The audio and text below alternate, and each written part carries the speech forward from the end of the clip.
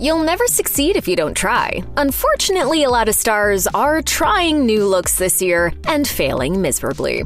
After years with either an iconic buzz cut or her classic brown locks, Stranger Things actor Millie Bobby Brown fully embraced her blonde era, and we have mixed feelings. The hair itself doesn't look that bad, but the tanner skin tone she adopted to match it seems better suited for Baywatch than the red carpet. For this kind of blonde, I was going more Pamela Anderson. Frankly, it seems like she never quite figured out what colors go with her new pigment. Just look at the peach Louis Vuitton gown she wore to the 2025 SAG Awards. The weirdly monochromatic ensemble just didn't sit quite right on her, and you'd be forgiven for thinking she looked almost naked if you saw it out of the corner of your eye. And frankly, naked might have been classier than another one of the color palettes she threw on this year. While attending the Electric State premiere in February, the overly complicated gold dress and updo she wore got a lot of flack from fans online. As one ex-user wrote, "Who keeps styling her like a 47-year-old divorced mother of 4? Currently, that post is sitting at well over 500 likes, so it's safe to say the people have spoken. Let's hope she dials it back for the next Stranger Things press tour. You can expect pretty much anyone who starred on The Real Housewives of Beverly Hills to go all out with their fashion, but Lisa Rinna's looks have been a little too out there lately. We can respect anyone who wants to experiment, but there's a fine line between creative and wacky that Rinna has been stretching very thin this year. At Paris Fashion Week, she wore several extremely bizarre looks, with some even more bizarre wigs to top them off. One of the worst offenders was the short red wig and her circus-ready ensemble she busted out for the Victor and Rolf's Couture show. Between the hair and the spotted top, for lack of a better word, she looked like an avant-garde drawing of a watermelon, or maybe Picasso's take on a ladybug. But the white gown, severe makeup, and brown bob she brought out for the Stéphane Rolland show was by far the worst offender. Whether it's natural or a wig, anyone who wears their hair like that should be ready to hear some Lord Farquaad references. It's a sacrifice I am willing to make. The poofy white piece she had on from the neck down took away any regal qualities and made her look more like the Michelin Man showing up to a job interview. Timothée Chalamet may be doing some of his best work these days, but he's not taking any of that talent to his wardrobe. He's always seemed to appreciate fashion, but this year he's taken a lot of big swings that just haven't paid off. Thanks to his performance in A Complete Unknown, Chalamet hit quite a few red carpets this award season, and each outfit felt riskier than the last. We weren't big fans of his cotton candy-inspired look at the Berlin Film Festival, and the lime green and leather he brought to the SAG Awards felt way too 80s for a campaign promoting a movie about the folk scene in the 60s. Even the way he draped his tie around his neck like a scarf at the Golden Globes felt like an attempt at a cool fashion statement that didn't quite land. In fairness, it wasn't always just the clothes causing the problem. He's also ditched his famous curls for a DIY haircut and a weird little mustache, and that combo hasn't exactly tied any of these outfits together. Vera Wang is nothing if not a fashion icon, but that only makes her bizarre fashion choices from this year more shocking. At a screening of Harlem Ice in New York in early February, she sported an all-black look consisting of a plain tank top, a skirt, sunglasses, and her usual long straight locks. It looked as if she was trying to fly under the radar, but that outfit would have blended in better at a funeral than it did on the red carpet. Days later, at the BAFTA Film Awards nominees party, she donned long white hair and bleached brows. This was enough to make her look like some fantasy villain, but the oddly shaped low-cut black gown she paired with it only added to that effect. Her look at the 2025 BAFTA Awards themselves wasn't much better. Sporting a black and white two-piece set under a leather jacket, she once again walked the red carpet with black sunglasses, shielding her eyes that made her look like a Secret Service agent gone rogue. Great design is never solely about ideas. It's almost always about execution. We'd never want to question such a renowned designer's tastes, but we think execution might be the big issue here. The dark and abrasive fits Wang's been donning recently just haven't felt right for the celebrations she's wearing them to. We've seen more of Demi Moore this award season than we have in years, thanks to her celebrated performance in The Substance. And while there are some seriously hard-to-watch scenes in that movie, some of the looks she's brought to the red carpet have made us cringe just as much. At the Critics' Choice Awards, there was just something about her semi-shredded Schiaparelli gown that caught our attention in the worst way. It would have been a pretty classy dress, but the zebra-striped rips in the legs really threw us for a loop and took away from the piece's cool sleekness. But any sense of class went out the window when Moore showed up at the BAFTA Awards in a beaded McQueen gown made up of abstract shapes. The strange color palette screamed dirty art classroom to us, and while she could probably have gotten away with a similar look 30 years ago, it was a little too intense for the present moment. But worst of all was the Bottega Veneta dress she wore to claim her SAG award this year. The dropped waist and weird silhouette just didn't line up with Moore's proportions, and her trademark middle part felt a little too casual by comparison. The whole ensemble felt off balance, and it took away from what should have been a very special moment for her.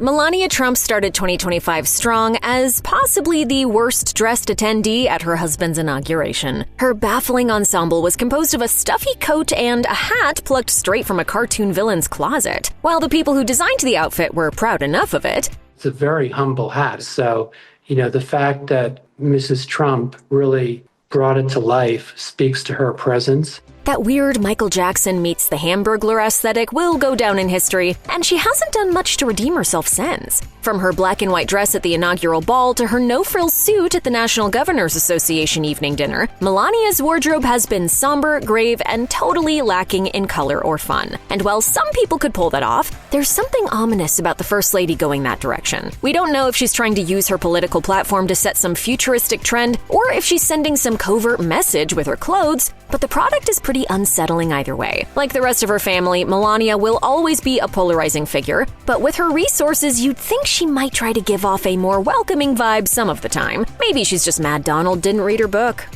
In a lot of ways, 2025 has been Lola Young's year. As we've gotten to know the up-and-coming singer, we've also started to get a better sense of her style. While she has a look that's wholly her own, some of her outfits have been pretty busy, if not outright messy. The furry green look she sported while playing Coachella had way too much going on, and her baggy jeans and corset combination at the Brit Awards felt so mismatched it was almost distracting. And back in April, the long green shorts and cropped jacket she wore to perform on Jimmy Kimmel Live were so baggy, it looked like she was just wearing a lumpy blanket over her silver corset. On paper, there's nothing wrong with combining different textures or elements in unconventional ways, but we hope with more time in the limelight that Young refines her combinations a bit more.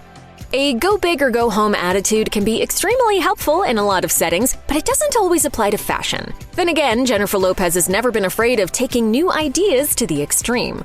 Is there a trend or a style that you won't touch?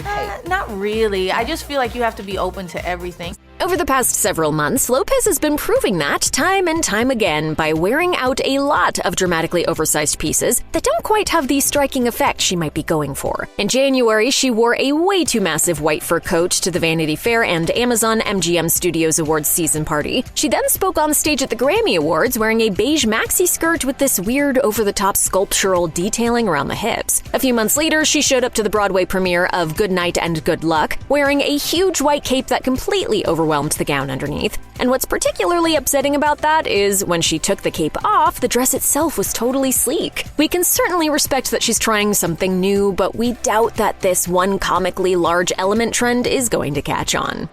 Right up until Justin Baldoni sued her for her alleged behavior on the set of It Ends With Us, Blake Lively had almost unmatched star power. But now, that legal mess is playing out in real time, and if Lively's fashion choices are any indication, the stress is taking its toll. To put it simply, Lively's outfits are going off the rails. First off, she's been favoring a lot of colorful skirt suits, and while that is something of a trend right now, the ones she's been wearing seem a little too high fashion, like she's trying too hard to keep up and stay relevant. Then there's the enormous white dress she wore on Late Night with Seth Meyers, though in fairness, even she made fun of that one. It's big though, I'm like, where do I put it all?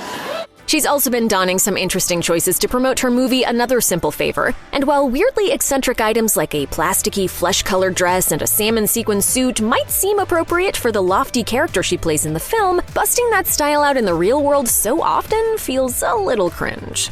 Leonardo DiCaprio has never been one to make major fashion statements. In fact, he's pretty well known for trying to blend in as much as possible, and it's starting to cost him some fans. In June 2025, he attended Jeff and Lauren Sanchez Bezos' wedding, but did his very best to stay incognito. In fact, in pretty much every photo taken of him at the event, he covered his face with a black baseball cap. And while that's not uncommon when stars are out on the street, this was one of the biggest weddings of the decade, and lots of guests treated it as a runway. So doing his best not to stick out actually kind of drew attention to him. Leo seemed to have learned that lesson by the time he got to Wimbledon a few weeks later. He left the hat at home, but fans were still pretty annoyed that he opted to wear some big, dark sunglasses in its place. Folks online are starting to get pretty fed up with how hard he tries to hide from the public eye. And in fairness, it is pretty weird that he shows up to these high-profile events at all since he acts so reclusive when he gets there.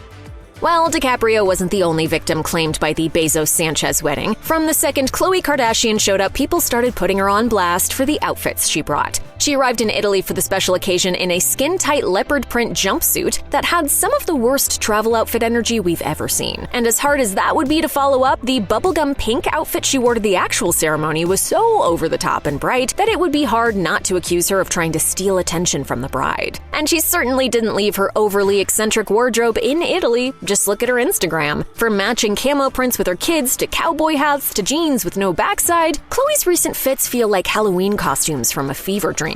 She seems to have a knack for overdoing casual looks and really overdoing formal ones, and fans are starting to notice.